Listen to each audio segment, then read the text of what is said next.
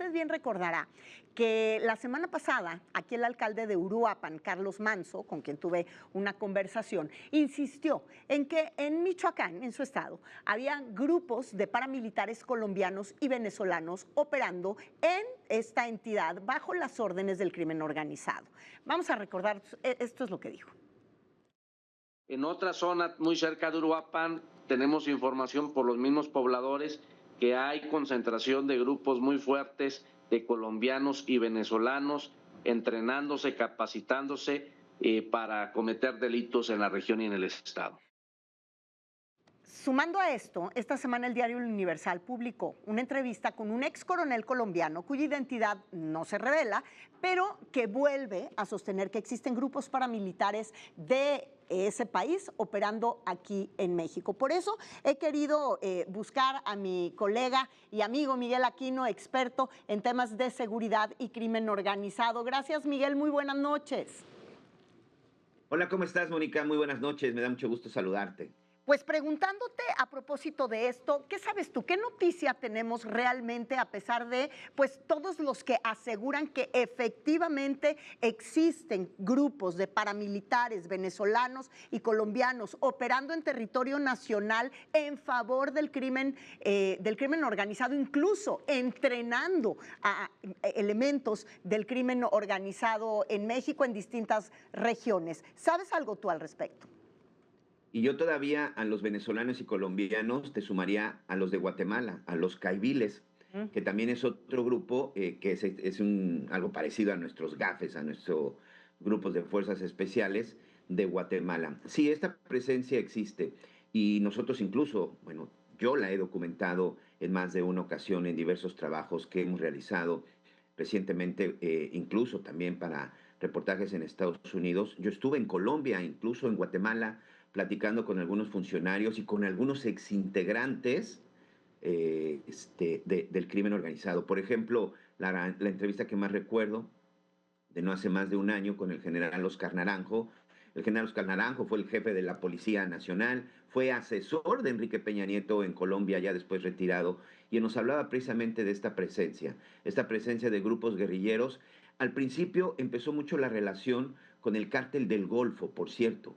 Recordemos que el cártel del Golfo pues inició sus operaciones, por decirlo, más violentas cuando surgen los Zetas, que era este grupo paramilitar. Y había un intercambio y había conocimiento, relación entre algunos militares mexicanos con algunos militares en activo y exmilitares también colombianos, y fue ahí donde inició. Y posteriormente fue el cártel de Juárez, fue el cártel de Tijuana, el cártel de Sinaloa y hoy, pues más recientemente también el cártel Jalisco Nueva Generación.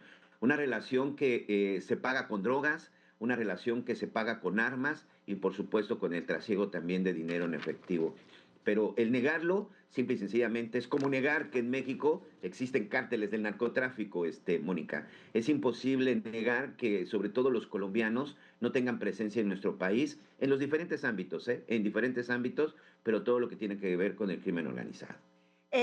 ¿Será esta una de las justificaciones para elevar, digamos, las actividades de la Guardia Nacional o juntarlas o hacerlas propiamente un poder donde los militares pues ya estén, digamos, operando? Es lo que me decía hace unos momentos Javier Oliva. De alguna manera es la única manera de enfrentar a estas organizaciones, sin embargo no se está diciendo como tal.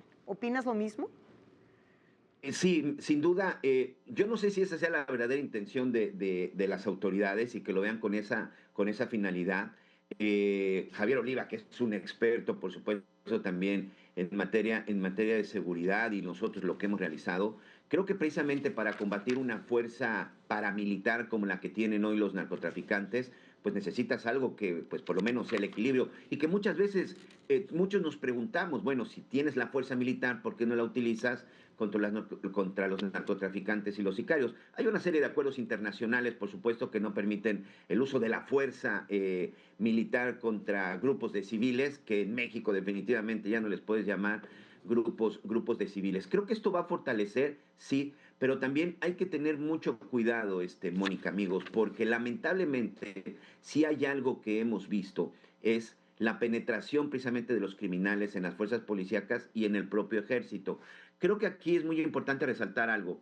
Mientras tú le des a los soldados, no hablemos solo de un ejército, hablemos específicamente de un soldado, la protección, la capacitación, la seguridad y sobre todo garantizar la estabilidad y el futuro de su familia, porque finalmente se van a arriesgar la vida, pues esto va a seguir aplicando como lo que en su momento hizo Pablo Escobar, plata o plomo.